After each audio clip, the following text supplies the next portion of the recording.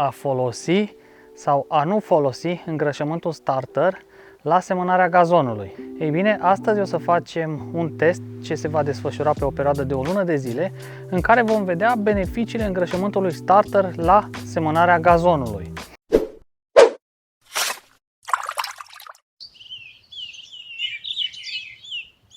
Voi știți ce este de fapt îngrășământul starter?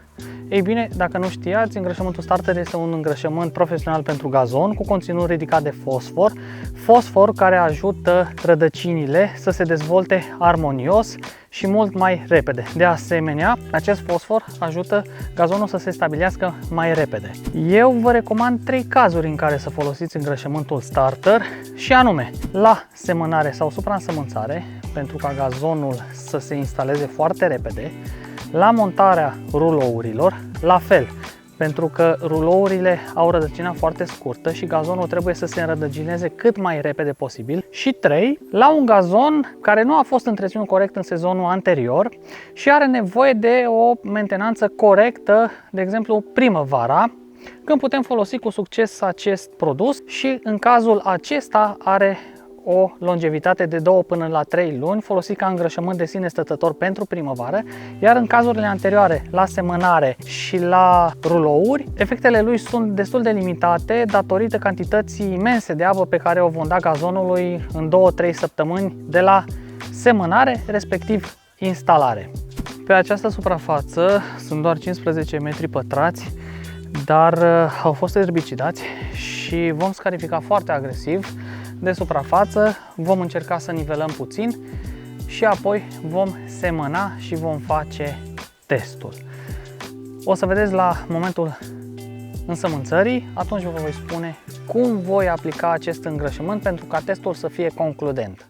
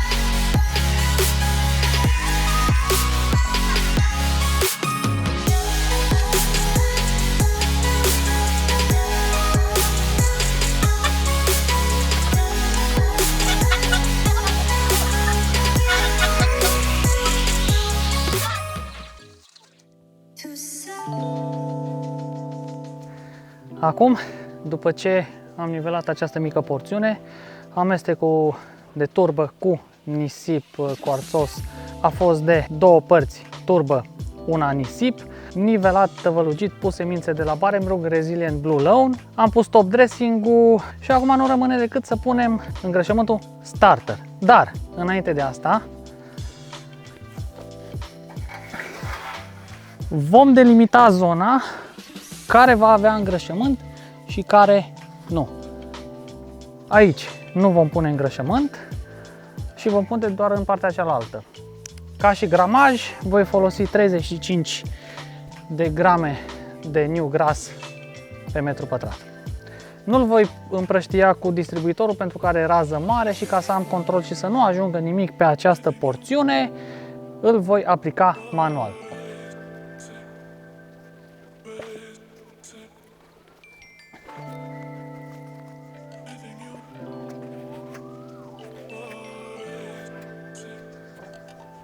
Iar acum, după ce l-am aplicat,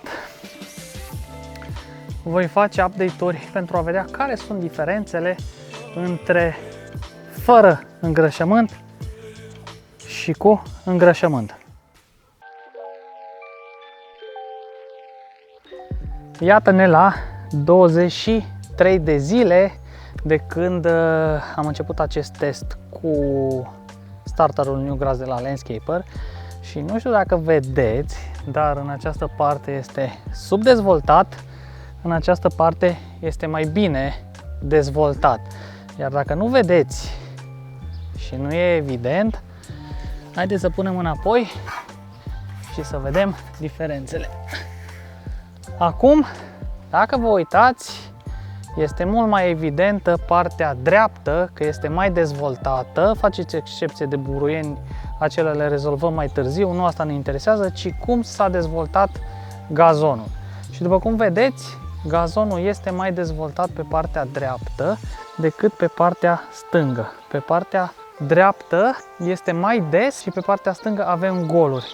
De irigat, s-a irigat undeva de 4 ori pe zi cu acest Gardena.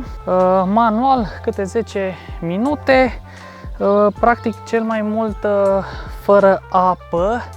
Această porțiune a stat undeva la 5 ore.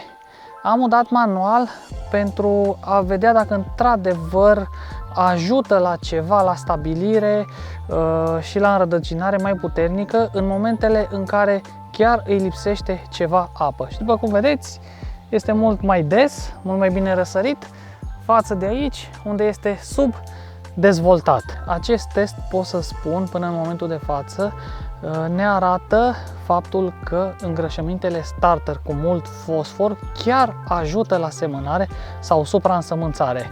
Dacă folosim starterul, vom da un început mai bun gazonului și acest lucru ne va ajuta pentru că fosforul din starter, fosforul din New Grass, va ajuta ca gazonul să dezvolte rădăcini mai puternice. Și după cum v-ați văzut, puteți folosi și voi îngrășământul starter New Grass pentru a oferi un start mai bun gazonului vostru.